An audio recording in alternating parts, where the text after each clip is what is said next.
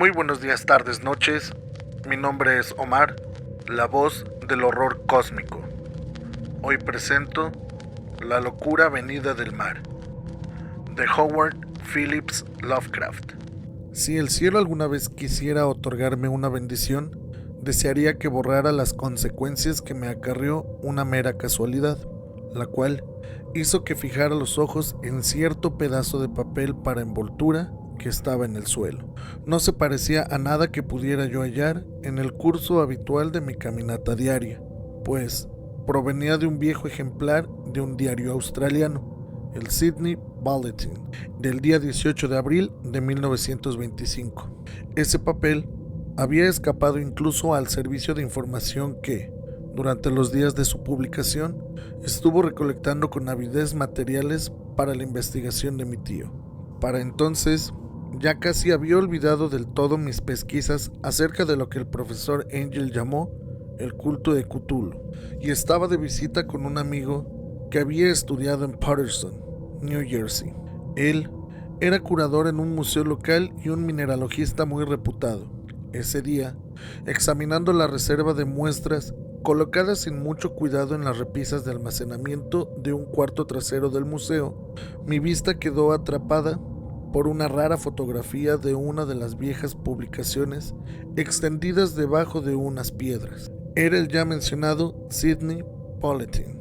Mi amigo tenía amplias relaciones en los lugares más inimaginables del extranjero, y la fotografía era un recorte de medio tono que mostraba la imagen de una espantosa efigie de piedra casi idéntica a la que Legras encontrara en el pantano. Limpiando con apremio el precioso contenido que estaba sobre la hoja, leí el artículo a detalle y acabé decepcionado al encontrarlo de una extensión apenas moderada. No obstante, lo que sugería era de espantosa significación para mi interés decaído, y decidí arrancar con cuidado aquel artículo para actuar en cuanto antes. En él se leía lo siguiente: misterioso barco abandonado hallado en el mar. El Vigilant vuelve remolcando un desprotegido yate artillado de bandera neozelandesa.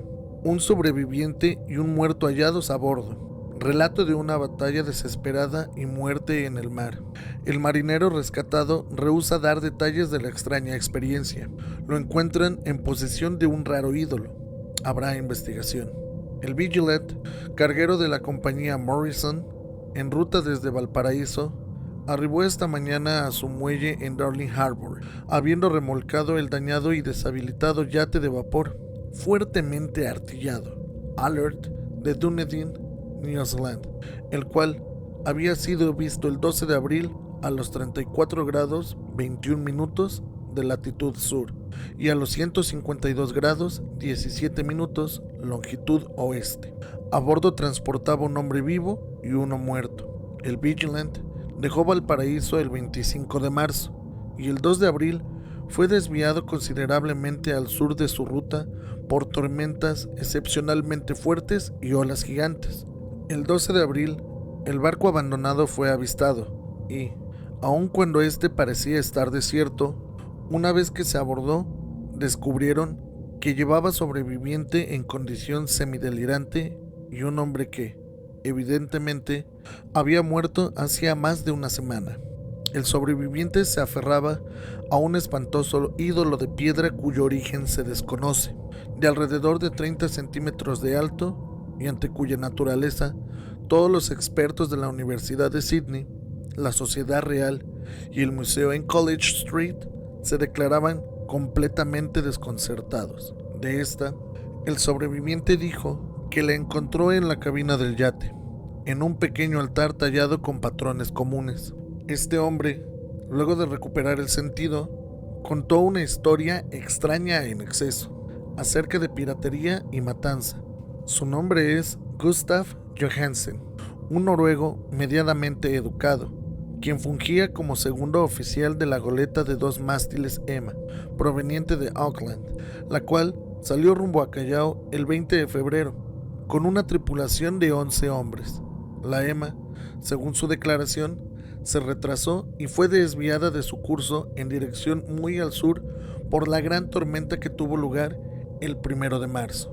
Para el 22 del mismo mes, a los 49 grados 51 minutos de latitud sur y a los 128 grados 34 minutos de longitud oeste, se encontraron con el Alert, tripulado por gente extraña y de aspecto vil, compuesta por canacas y mestizos.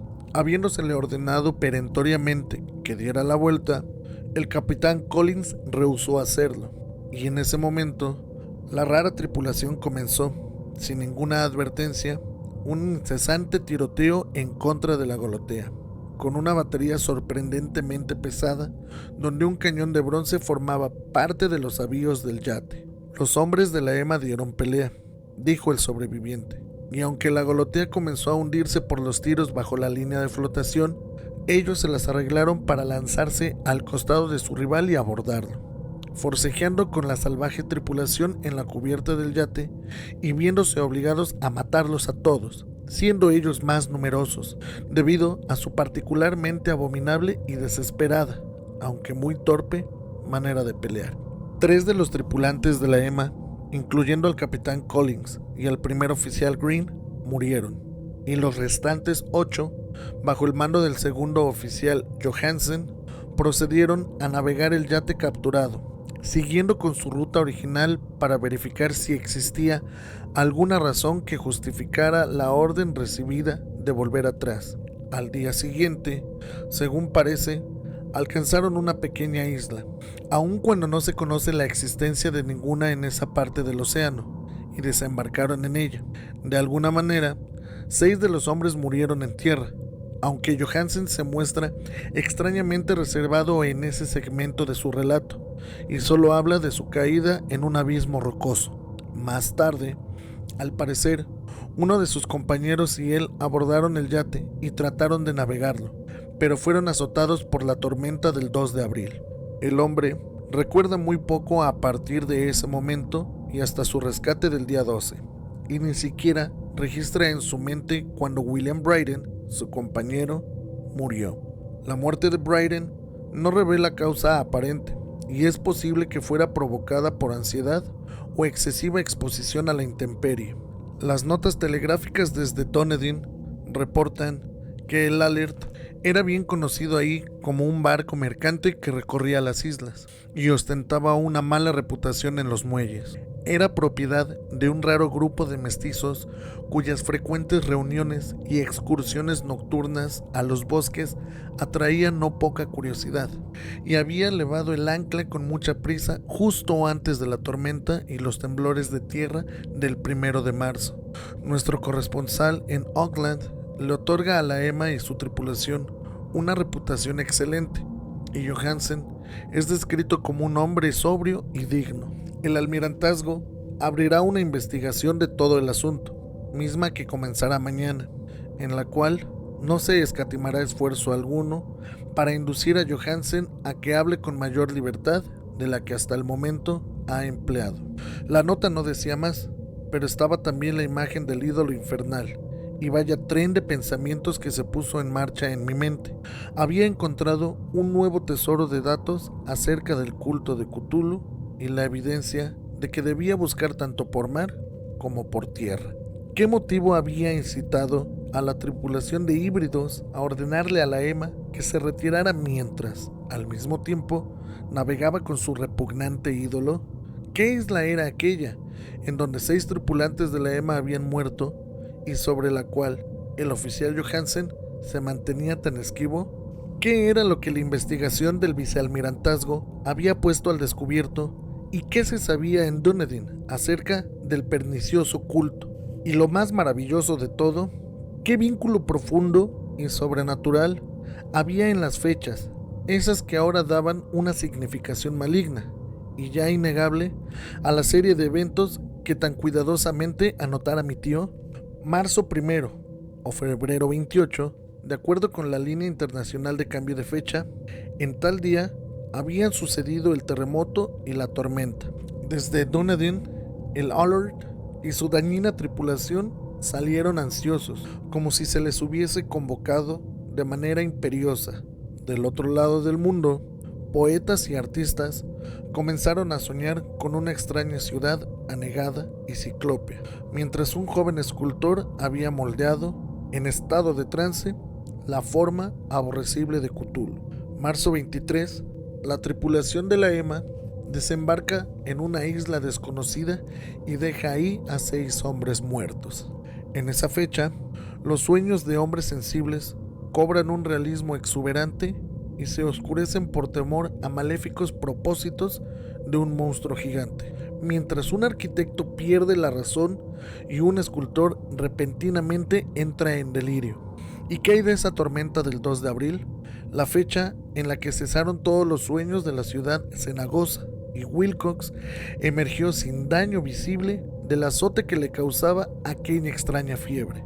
¿Qué hay de todo esto?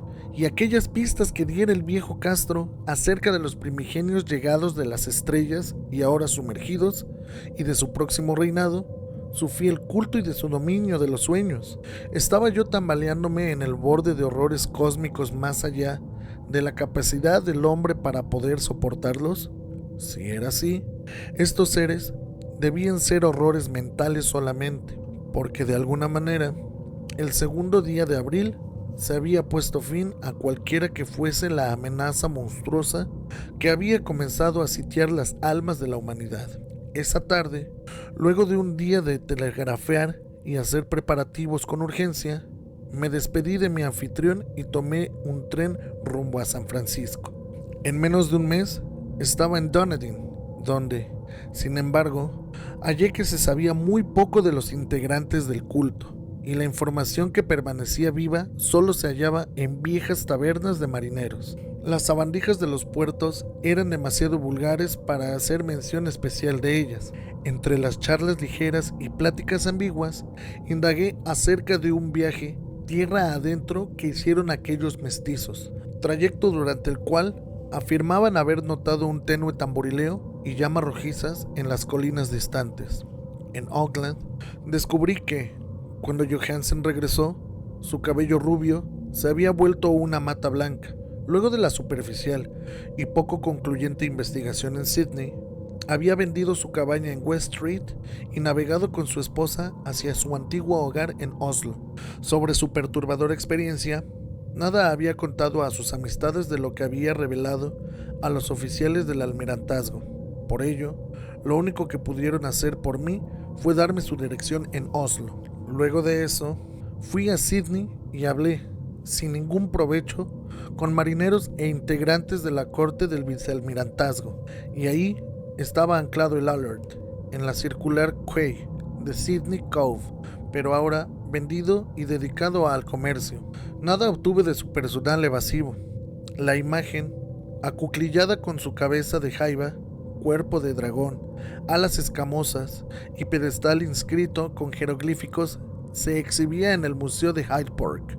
La estudié durante mucho tiempo, y muy bien, hallándola de una mano de obra siniestramente exquisita y con el mismo absoluto misterio, terrible antigüedad y rareza del material que parecía no ser de este mundo y que yo había observado ya en el espécimen más pequeño de Legras. Los geólogos, me dijo el curador, habían concluido que se trataba de un enigma monstruoso, pues juraban que el mundo no albergaba rocas de ese tipo. Entonces pensé, con un estremecimiento, en lo que el viejo Castro le dijera a Legras acerca de los primigenios. Ellos habían llegado desde las estrellas y traído sus imágenes consigo. Sacudido por un aturdimiento mental de una naturaleza que ya antes se había experimentado, resolví entonces visitar al oficial Johansen en Oslo. Navegando rumbo a Londres, reembarqué de inmediato hacia la capital noruega, y un día de otoño llegué a los ordenados muelles de las faldas de Edgeworth. Descubrí que la dirección de Johansen quedaba en el antiguo pueblo de King Harold Hardra, el cual mantuvo vivo el nombre de Oslo durante todos los siglos en los que la ciudad mayor se enmascaró bajo el nombre de Cristiania. Llegué al lugar tras un breve trayecto en taxi y luego llamé, con el corazón palpitándome en el pecho, a la puerta de un bonito y antiguo edificio con un frente de estuco. Una mujer de rostro triste y vestida de negro respondió a mi llamado, y quedé sorprendido por la decepción cuando me dijo, en un inglés quebrado, que Gustav Johansen ya no existía. No había sobrevivido mucho tiempo a su regreso, me dijo la esposa, porque los sucesos en el mar durante 1925 lo habían mermado. Él no le había contado más a ella de lo que ya había dicho públicamente, pero había dejado un largo manuscrito, de cuestiones técnicas como él lo llamaba, escrito en inglés, evidentemente para mantenerla a ella a salvo del peligro de leer accidentalmente algo de lo ahí señalado. Resulta que, durante una caminata por una calle estrecha, cerca del atracadero de Göteborg, le cayó encima un bulto de papeles desde la ventana de un ático. Dos marineros, lascares, de inmediato trataron de ayudarlo a ponerse de pie, pero murió antes de que la ambulancia pudiera llegar hasta donde se encontraba. Los médicos no encontraron una causa concreta de muerte y la achacaron a un problema cardíaco, aunado a su constitución debilitada. Ahora siento que un sombrío terror me roe las entrañas y sé que nunca habrá de abandonarme hasta que yo también haya encontrado el reposo eterno, accidentalmente o de otra manera. Persuadiendo a la viuda de que mi conexión con los asuntos técnicos de su esposo me daba suficientes derechos sobre su manuscrito, me llevé el documento y comencé a leerlo en el barco de regreso a Londres. Era un asunto simple, inconexo, el esfuerzo de un marinero ingenuo por hacer un diario post facto, que buscaba reconstruir día tras día aquel pavoroso viaje final. No me es posible transcribirlo exactamente con toda su complejidad y redundancia, pero diré que rindió lo suficiente para mostrarme por qué el sonido del agua contra los costados de la embarcación se hizo tan insoportable para mí que tuve que taparme los oídos con algodones. Johansen, gracias a Dios, no lo sabía todo, incluso habiendo visto la ciudad y a la entidad, mas yo nunca volveré a dormir en calma al pensar en los horrores que acechan sin cesar en el tiempo y el espacio detrás de la vida, y en esas blasfemas impías llegadas de estrellas antiquísimas que sueñan en el fondo del mar, conocidas y favorecidas por un culto pesadillesco, listo y ansioso por liberarlas en el mundo cuando otro terremoto haga emerger su monstruosa ciudad de roca hasta luz del sol y el aire libre. El viaje de Johansen había comenzado justo como se lo relató al vicealmirantazgo. La Emma, con lastre, había salido de Auckland el 20 de febrero y había sentido la fuerza total de esa tempestad ocasionada por el terremoto, que debió hacer que desde el fondo marino se elevaran los horrores que llenaron de pavor los sueños de los hombres. Al recuperar el control, la embarcación avanzó a buen ritmo hasta que fue detenida por el Alert el 22 de marzo, y me fue posible sentir el pesar del oficial mientras escribía acerca de su cañoneo y hundimiento. De los demoníacos cultistas morenos del Alert, se refiere a ellos con notable horror. Había una cualidad particularmente abominable en ellos, la cual los hacía ver como si la destrucción que llevaban a cabo pareciera casi un deber, y durante las diligencias en la corte de investigación, Johansen mostró un azoramiento ingenuo ante la carga cruentísima de la que fueron objeto él y su tripulación.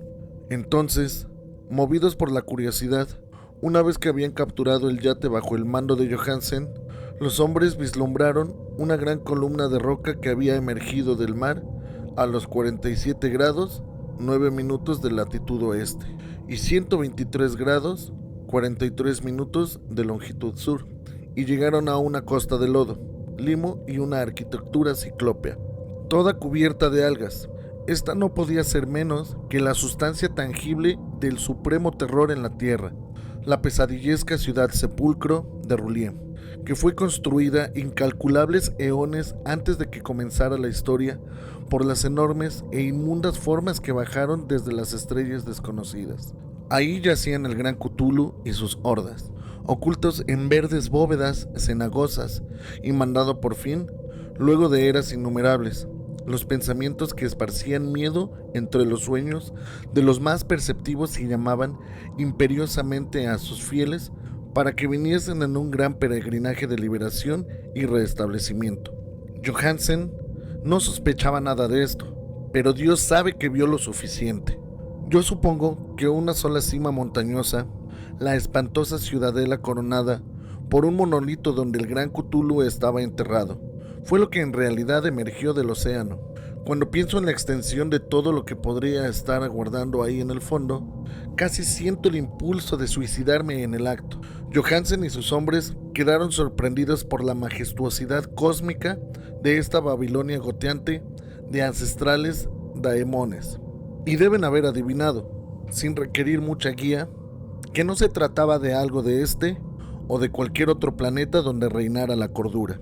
El asombro ante el tamaño increíble de los bloques de roca verduzca, ante la impactante altura del inmenso monolito labrado y ante la intrigante identidad de las colosales estatuas y bajorrelieves con la extraña imagen que habían encontrado en el altar del Alert, queda marcadamente visible en cada línea de la aterrada descripción del segundo oficial Johansen.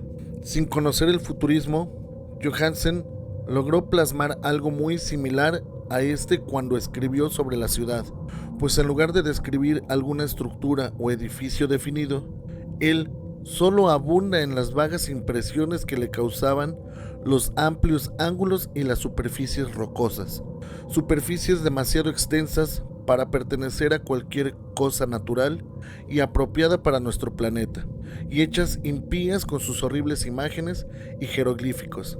Si menciono su relato de los ángulos es porque sugiere algo que Wilcox me había dicho al respecto en sus horrendos sueños. Él me dijo que la geometría del sitio onírico que veía era anormal, no euclidiana, y repugnantemente evocadora de esferas y dimensiones que están apartadas de las nuestras. Ahora, un marinero de poca cultura sentía las mismas cosas mientras observaba directamente la terrible realidad. Johansen y sus hombres desembarcaron en un banco de lodo con pendiente en esta acrópolis monstruosa y subieron, resbalándose por los titánicos bloques fangosos cuyo tamaño demostraba que esta escalinata no había sido hecha por mortales.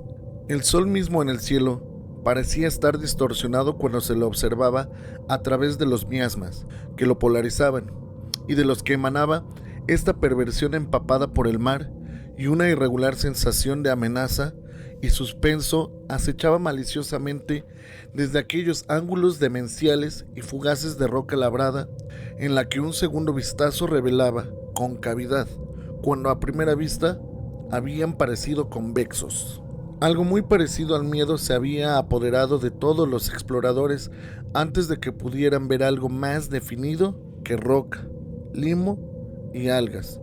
Cada uno habría huido de haber ignorado su temor a ser la burla de los demás, y solo los movía a seguir con la exploración de una mínima motivación, encontrar algún souvenir que pudieran llevarse consigo, pero fue en vano. Fue Rodríguez, el portugués, quien subió hasta el pie del monolito y gritó lo que había hallado.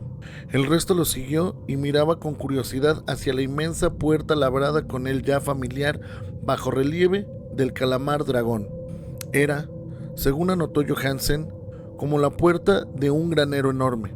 Todos sentían que era una puerta por el dintel, umbral y quicio adornados alrededor de ella, aunque no podían decidir si estaba plana, en horizontal, como una trampa, o inclinada al igual que la entrada exterior a un sótano. Como Wilcox había dicho, la geometría del lugar estaba toda errada. Uno no podía estar seguro de que el mar y el suelo estuvieran horizontales, de ahí que la posición relativa de todo lo demás pareciera tan fantasmagóricamente variable. Bryden empujó la roca desde varios puntos, sin obtener resultado alguno. Entonces, Donovan pasó sus manos con delicadeza por el borde, presionando cada sitio por separado según avanzaba.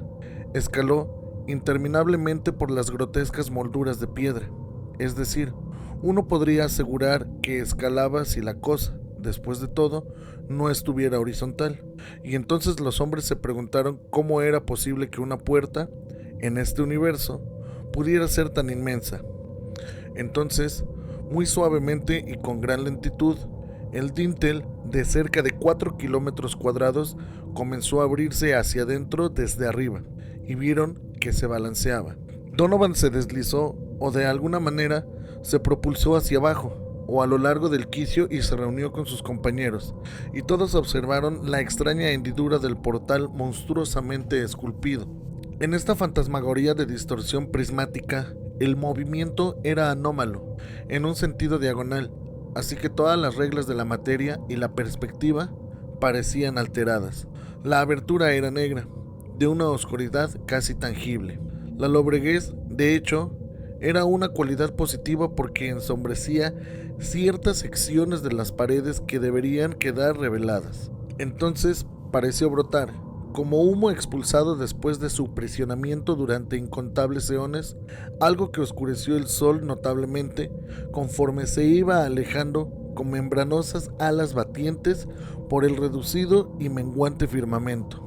El olor que surgía de las profundidades recién abiertas era intolerable, y con presteza, el fino oído de Hawkins le hizo pensar que había escuchado un horrendo sonido espeso en el fondo. Todos los presentes pusieron atención, y seguían poniendo atención cuando eso se apareció ante sus ojos, moviéndose con torpeza, viscosamente y forzando a tientas su gelatinosa inmensidad verduzca a través del portal negro hacia el mancillado aire exterior de aquella ponzoñosa ciudad de locura. La escritura del pobre Johansen casi se quebró cuando notó esto. De los 6 hombres que nunca alcanzaron a volver al barco, él creía que 2 habían muerto de terror puro en ese instante maldito. La cosa no podía describirse. No existe lenguaje para tales abismos de locura aullante e inmemorial, tan pavorosas contradicciones de toda materia, fuerza y orden cósmico. Una montaña caminaba o daba traspiés. Dios, ¿quién dudaría de que, al otro lado del mundo, un arquitecto famoso se hubiera vuelto loco y el pobre de Wilcox delirara entre fiebres por causa de ese instante telepático? La cosa de los ídolos, el engendro verde y pegajoso llegado de las estrellas, había despertado para reclamar a los suyos. Las estrellas estaban alineadas correctamente otra vez, y lo que un culto inmemorial no había logrado por designio, un grupo de inocentes marineros lo había conseguido por accidente. Después de miles de billones de millones de años, el gran Cthulhu estaba libre de nuevo y ávido de saciarse. 3 hombres fueron barridos por las arpas fofas antes de que alguno pudiera darse la vuelta. Que Dios les dé descanso, si es que existe algún descanso en el universo. Donovan, Guerrera y Angstrom se llamaban aquellos infelices. Parker resbaló mientras los otros 3 iban descendiendo frenéticamente por los paisajes interminables de roca encostrada de verde en dirección a la lancha. Y Johansen jura que fue tragado por un ángulo de la sillería que no debería de haber estado ahí. Un ángulo que era agudo, pero se comportaba como si fuera obtuso. Así pues, solo Bryden y Johansen alcanzaron el bote y remaron desesperadamente rumbo al Alert, mientras la descomunal monstruosidad se aplastaba sobre las piedras fangosas y trompicaba en la orilla del mar. No se había perdido toda la expresión de vapor, a pesar de la que tripulación completa había desembarcado, y solo fue cuestión de unos instantes de subir y bajar corriendo, con una velocidad febril del timón hasta el cuarto de máquinas para hacer que el Alert comenzara a moverse. Lentamente, en medio de los horrores distorsionados de aquella escena indescriptible, el yate comenzó a surcar las letales aguas mientras que, en la sillería de aquella costa cadavérica que no era de este mundo, la cosa titánica que descendió de las estrellas se mecía y farfullaba como Polifemo maldiciendo al barco fugitivo de Odiseo. Entonces, más audaz que el cíclope del relato, el gran Cthulhu se deslizó pesadamente hacia el agua y comenzó la persecución con enormes brazadas de potencia cósmica que levantaban olas descomunales. Bryden miró hacia atrás y enloqueció, riendo imparable y desgarradoramente y a intervalos, hasta que la muerte lo halló en el camarote una noche, mientras Johansen daba vueltas sumido en el delirio. Mas Johansen no se había rendido aún, sabiendo que la cosa, con toda seguridad, podría rebasar al Alert mientras la caldera no estuviera a su máxima capacidad. Decidió correr un riesgo desesperado, colocando la potencia del indicador del motor a toda máquina. Como un rayo se movió por la cubierta hasta llegar al timón y le dio media vuelta. Hubo un poderoso remolino y mucha espuma en el océano intoxicado, y, conforme el buque aceleraba más y más, el valiente noruego condujo su embarcación directamente hacia la masa gelatinosa que lo perseguía y se elevaba por encima de la sucia espuma, igual que la proa de un galeón demoníaco. La espantosa cabeza de calamar, con tentáculos que se agitaban, estaba casi a la altura del guaprés del resistente yate, mas Johansen siguió avanzando e implacable. Entonces ocurrió un estampido, como el sonido de una vejiga al explotar, una viscosa suciedad como de un pez luna que revienta, un hedor de 1000 tumbas abiertas y un sonido que el cronista no fue capaz de describir en el papel. Por un instante, el barco fue mancillado por una cegadora nube verde y cáustica, y luego solo hubo un hervidero venenoso en la popa donde, Dios del cielo, los perdigados fragmentos blandos se estaban reagrupando nebulosamente para recuperar su forma original, mientras la distancia aumentaba cada segundo conforme el Alert ganaba ímpetu gracias a su presión de vapor en aumento. Eso era todo lo dicho en el documento. Luego de esto, Johansen solo se dedicó a reflexionar mientras observaba el ídolo en la cabina y se ocupaba de alimentar un poco al lunático que se reía a su lado y a sí mismo. No trató de navegar después de su intrépido escape, pues esa reacción había dañado en algo su alma. Entonces llegó la tormenta del 2 de abril, y con ella una especie de neblina en su cerebro.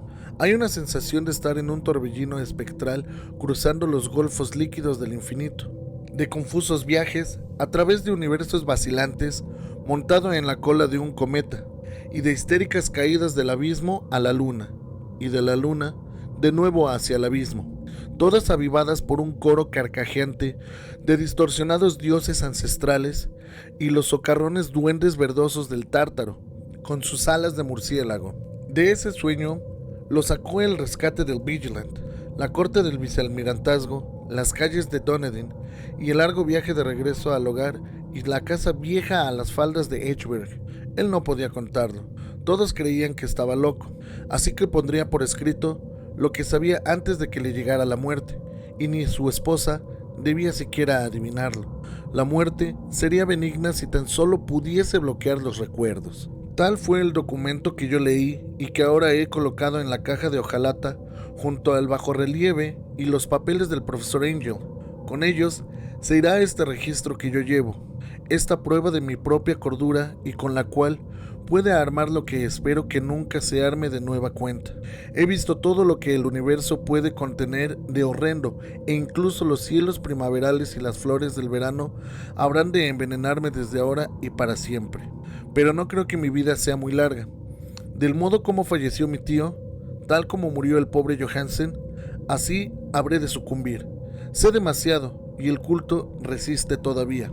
También Cthulhu vive, supongo, de nuevo en ese abismo de roca que lo ha protegido desde que el sol era joven. Su ciudad maldita se ha vuelto a hundir, porque el Vigilant navegó sobre aquel sitio exacto luego de la tormenta de abril, pero sus ministros en la tierra aún braman y saltan, y sacrifican en torno a monolitos coronados con ídolos en lugares solitarios. Él debió quedar atrapado por el hundimiento mientras estaba en su negro abismo, o de otra manera, el mundo ahora estaría aullando de terror y frenesí. ¿Quién conoce el final? Lo que se ha levantado se puede hundir, y lo que estuvo hundido puede volver a elevarse. Lo horroroso espera y sueña en las profundidades, y la decadencia se extiende por las inestables ciudades de la humanidad. Vendrá un tiempo, pero no debo y no puedo pensar en ello. Espero que, si no sobrevivo a este manuscrito, mis abogados y albaceas antepongan la cautela a la audacia y que se aseguren de que no se ha visto por nadie más.